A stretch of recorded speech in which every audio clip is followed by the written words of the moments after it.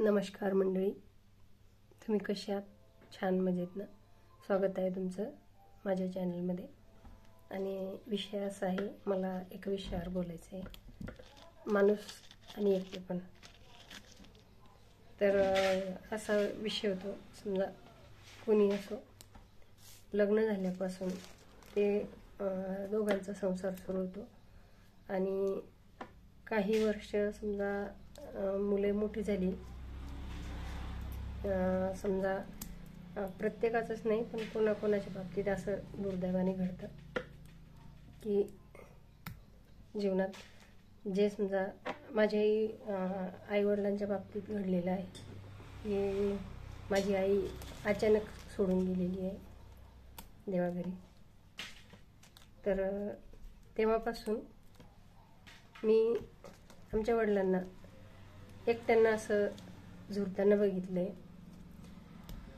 विषय असा नाही की कोणी नाही आहे, संपूर्ण जग आहे त्यांच्यासाठी. मुलं मुली, जावई नातू सुना आणि जीव लावणारे सगळेच आहेत, कोणीच असं हे नाही. म्हणून विषय असा असतो की जोडीदारासाठी जे आपलं हे असतं, भावना असतात, प्रेम असतं, तिची कमतरता कोणीच नाही भरून काढू शकत. तर आज आता समजा एक जवळजवळ तपच होतं, असं म्हणतात ना, 12 वर्षाचं एक तप असतं. तर 11 वर्ष होत आहेत आता आईला. तर जाऊन तेव्हापासून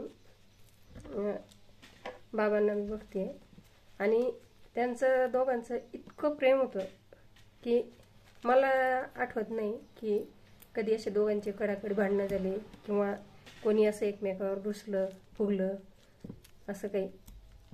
इतका प्रेम, जिव्हाळा आणि एकमेकांचा विचार पूर्ण आयुष्यात. आणि असं असताना ज्या व्यक्तीच्या आयुष्यातून जोडीदार अचानक निघून जातो त्या व्यक्तीला जीवन जगणं खूप अवघड होतं. असेच समजा हे तर उदाहरण झालं. असेच आपल्या समाजात कितीतरी लोक असतील की जे एकट्याने जीवनाचा सफर करतायत. आणि आमच्या बाबतीत सुदैवी आहोत की समजा मुलं मुलगी जावई सगळे चांगले आहेत, सुना खूप जीव लावत आहेत. पण इतर ठिकाणी असं नसतं. जगात बघतोय की काही ठिकाणी मुलं जीव लावत नाही, सुना जीव लावत नाही. तर त्या व्यक्तींचं खूप अवघड होतं.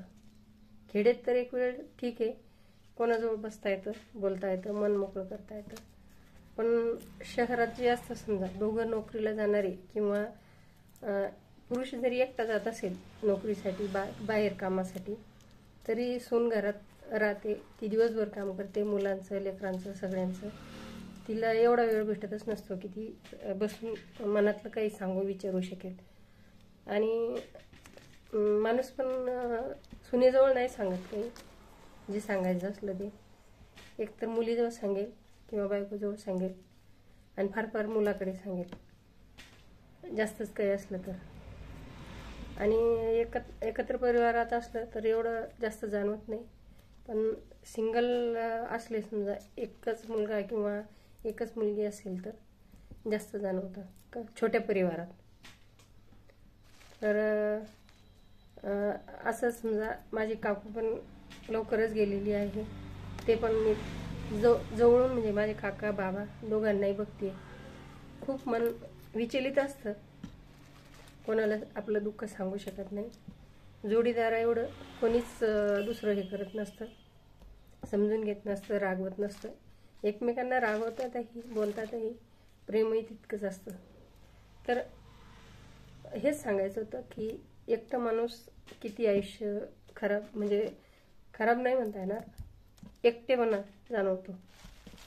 आणि हा कोणाकोणाच्या वाट्याला आलेला असतो, आपलं आपलं नशीब असतं. बाईचं एक वेळ असं आहे की माणूस जरी गेला तरी बाई कामात राहते, नातवंडात, मुलात, कामात, कशात मन रमवते. किचनमध्ये काहीतरी करत बसेल, निवडत बसेल. पण माणसाचं तसं नाही का. माणूस ना तर किचनमध्ये काही करू शकत, ना स्वतःचं करून खाऊ शकत. अशा कंडिशनमध्ये माणसाचं जीवन व्यापन चालू असतं आणि एकटेपणा असतो वाट्याला आलेला. मनातलं बोलायला असं हे नसतं राहत. तर शेवटी असं कोणाच्या वाट्याला येऊ नये, आणि आलं तर ते आपलं कर्मभोग समजायचा आणि भोगायचं, त्याला काही इलाज नाही. जसं देवाने ठेवलं तसं राहावंच लागतं. तर ह्या विचारावर तुमचं काय मत आहे ते मला असं कमेंट करून नक्की सांगा. आणि माझ्या ज्या मनातल्या जे भाव होते ते मी तुमच्यासमोर शेअर केले, त्याबद्दल तुम्हाला काय वाटतं? लाईक, शेअर, सबस्क्राईब करा, कमेंट करा, नक्की सांगा. आणि तुमच्याजवळ कोणी असेल तर असा अनुभव असेल तर नक्की शेअर करा. धन्यवाद.